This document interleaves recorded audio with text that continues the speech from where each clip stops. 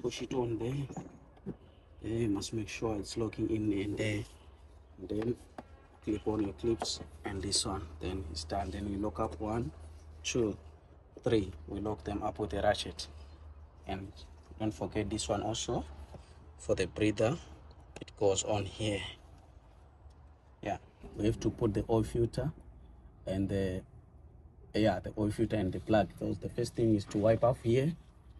You put the sump plug nut, and make sure that it's locked. It's locked and tight. This is a sump plug. You wipe on here to see after you fill up if if the oil is not leaking up there. Then now we have 2 filters here. This is the new filter. This is the old one. So you can see we have different brands. This is good. This is a Bosch brand. So the Bosch brand is got a bigger. It's bigger. The filter is big. The filter is big, and this one, the filter is small. So what matters the most here is the sealing point here. So before you put any filter, you must make sure these filters are the same on the threading to put on here on the oil filter housing. They must be the same to fit on here, and also this circumference here must be the same to seal up on here. If the designs, because different designs, different brands is different designs, also different manufacturers. So the matter only is to check, make sure that it seals here. So this is the new one I'm gonna put. Must test and make sure that it's going in nicely and it's sealing. There we go. So you can see the oil filter, you hand tighten it. You don't use a socket or whatever to tighten. You hand tighten it because of pressure and the rubber seal on top. When the engine is running, it will lock by itself. We are putting back the spark plugs, but before we put back the spark plugs, there's things that you need to cross check before you put them in. You must check the reach. The reach is this gap here, from here to there, or from like this, from here to there. This is the reach. You see, it's the same. The reach is the same. So now you can see the difference, how dirty is this one and how clean is this one. So the importance of the reach is you might put the spark plug that is more longer than the original spark plug on there. So when you put it on there, when you crank the engine, it will knock off the piston and the piston will have a hole. Then you have to do the engine. So this is one precaution that you have to take on. So now we are putting on the spark plugs.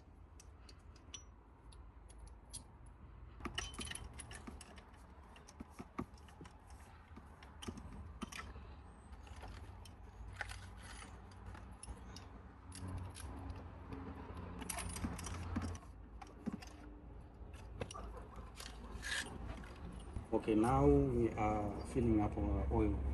There's one thing that matters about the engine oil. You can see here there's 15W40, there's 10W40, there's 5W40. There's a lot of different grades of oil. So this one, we use 15W40 because the kilometers is above 220,000 kilometers. So we are using this one because 15 represents the thickness of the oil, 40 represents the temperature, that's how the resistance of the temperature of the oil when it's hot. So if you put 10, you will feel maybe the tappets or the lifters will make a little bit tickling noise, because above, as the car drives more kilometers, the clearance between the working parts will be a little bit more. So we use 15. It closes up all those gaps nicely. So we are filling up our oil now, 15W40.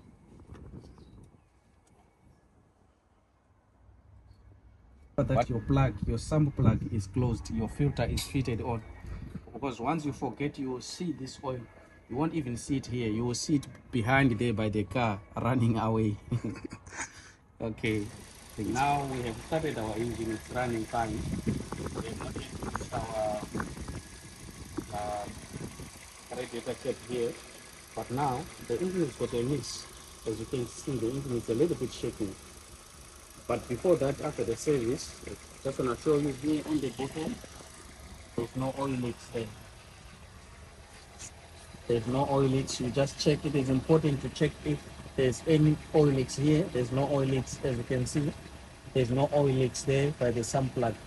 This was the old oil. There's no oil leaks there. There's no oil leaks there. So let's go to the back.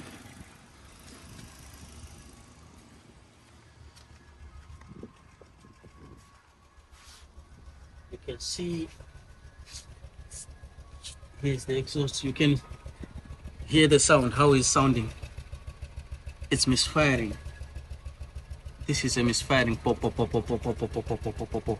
So we have to figure out what is going on here. We're gonna put it on the machine and see what is taking place on this vehicle.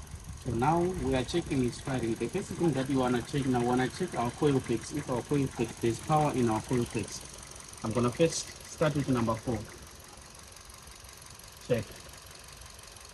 See no action. This is number 4. I put it back. Number 3. You see there's action there. It's firing. Number 2. There's action there. It's firing. Number 1. There's action there.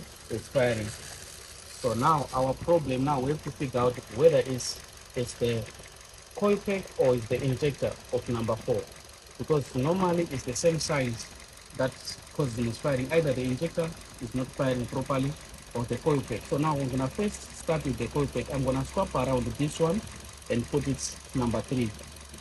Then take number 3 and put it on number 4. Then you'll see what's going on. All right, now we've swapped the coil packs number 4 to number 3, then number 3 to number 4. So number 3 was firing, number 4 is the one that was not firing. So now